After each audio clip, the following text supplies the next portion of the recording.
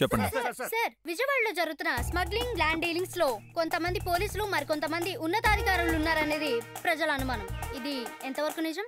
అనుమానాలు ఎప్పుడు నిజం కావు. నిజాలేంటో కొద్ది రోజుల్లోనే మీ ముందు పెడతాం. ఆ నిజాల వెనక అభిమన్యు ఉన్నాడని.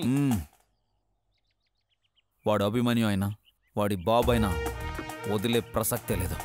ఇంతకు ముందు ఏసీబీగా పనిచేసిన వాళ్ళందరికీ తెలిసి కూడా ఏం చేయలేకపోయారు. దీనిపై మీ సమాధానం?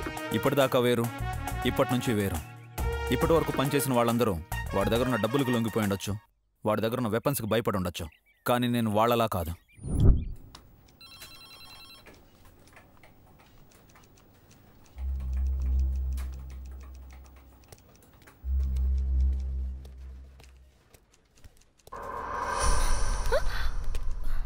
ఏంటే టెన్షన్ పడుతున్నా?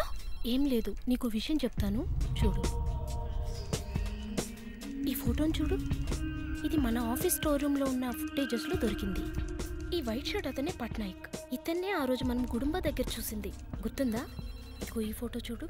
ఇతన్ని బాగా అబ్జర్వ్ చేయి. ఇక్కడ చూడు పట్నాయక్. ఇతన్ని పట్టుకోవాలంటే నువ్వు అర్జున్ని ఫాలో అవ్వాలి.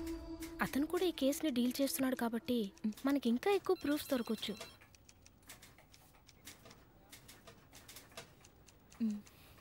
ఓకే, రేపటి నుంచి అతన్ని ఫాలో అవుతాను.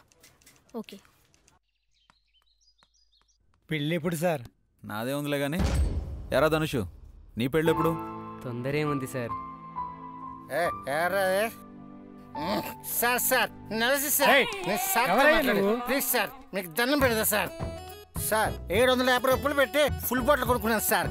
లాస్ట్ లో 2 పెగ్గులు ఉండగా చెప్పలేదని స్టెప్ కోసం బయటికి వెళ్తే ఎవరో నా ఫుల్ బాటిల్ కొట్టేశారు సార్. ఈ లోకల్లో ఆడవాళ్ళకే సేఫ్టీ లేదనుకున్నా, నా ఫుల్ బాటిల్ కూడా లేదు సార్. ప్లీజ్ ఎలాగైనా సరే నా ఫుల్ బాటిల్ నా దగ్గర చూడండి సార్. ఎక్కడ సార్? మిగతా 2 పెగ్గులు లోపల ఉన్నాయి, పదరా. స్టెప్ ఉందా? కావాల్సినంత ఉంది. ఐస్ కావాల్సినంత ఉంది, కాసేపు ఆగితే నీ కింద ఉంటుంది. Sir thanks sir. వెళ్ళొద్దా సార్? ఓకే.